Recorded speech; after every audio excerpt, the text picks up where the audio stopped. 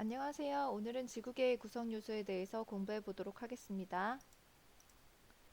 지구계를 생태계, 순환계, 소화계 등과 비교해서 설명하실 수 있으면 되고요. 지구계가 직권, 수권, 기권, 생물권, 외권으로 이루어져 있다는 걸 설명하실 수 있으면 되겠습니다.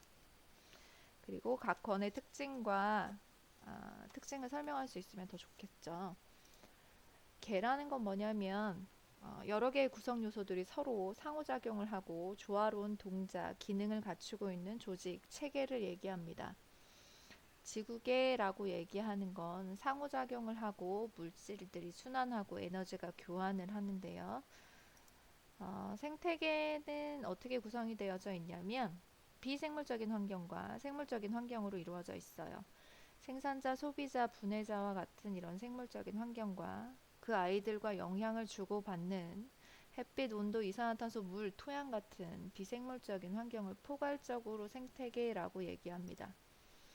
인간의 몸 안에도 이러한 것들이 있죠. 소화계, 순환계, 호흡계, 배설계가 있는데요. 2학년 때 배우실 거예요.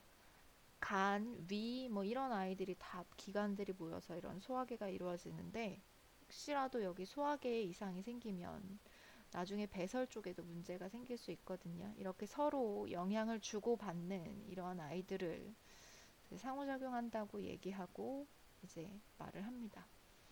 마찬가지로 지구계를 살펴보면 지구계 안에는 직권, 수권, 기권, 생물권, 외권 이 5가지의 아이들로 이루어져 있어요. 직권은 지표, 지구의 내부를 얘기하는 거고, 수권은 지구상에 있는 물, 기권은 지구를 둘러싸고 있는 공기, 생물권은 지구상의 생물체를 얘기합니다. 그 다음 외권은 우주 공간을 말하고요. 그 다음에 지구계하고 맥건을 좀 살펴보자면 태양 복사 에너지가 지구계 안에 지구 안에서의 가장 기본이 되는 에너지죠.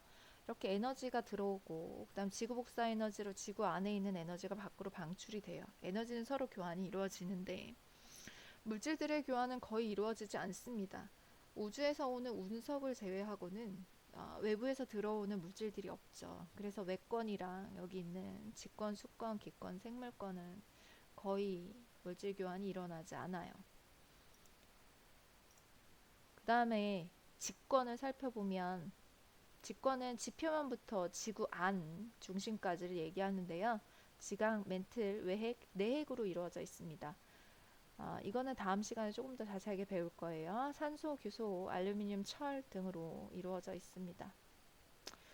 그리고 직권이 가지고 있는 특징은 변화가 굉장히 느리다는 거예요. 그리고 다른 영역에 의해서 커다란 영향을 받습니다. 그리고 여러분들과 같은 생물권이 생활하는 공간이 되기도 하죠. 화산 활동이 일어나면 수증기하고 이산화탄소가 발생이 되면서 기권에 영향을 미쳐요. 그리고 화산가스나 암석 같은 경우는 바닷물 속에 이제 들어오게 되면 해수에도 영향을 미치고요.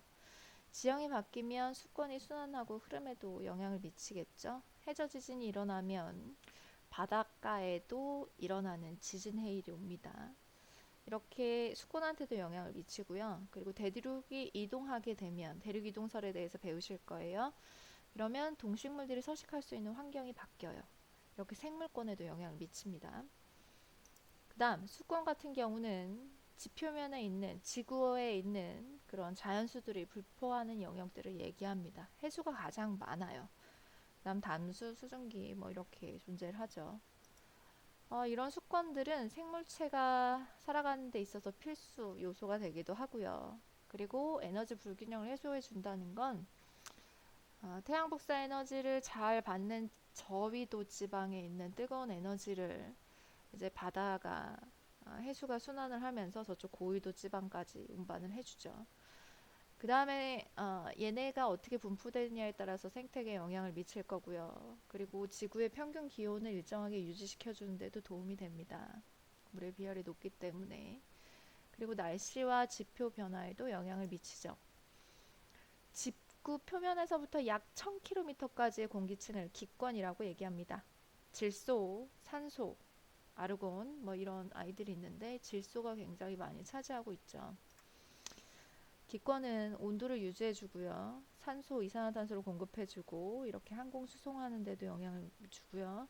자외선 유성체를 차단해주고요. 풍화, 침식 작용을 일으키고 얘도 마찬가지로 에너지의 불균형을 해소시키는 데 도와줍니다.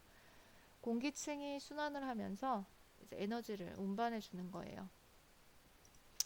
그 다음 생물권은 여기 지금 주어져 있는 것처럼 기권, 직권, 수권과 모두 다 영향을 받고 있어요. 접촉돼서 있는데 깊은 바다부터 약간 공기층까지 분포되어져 있죠.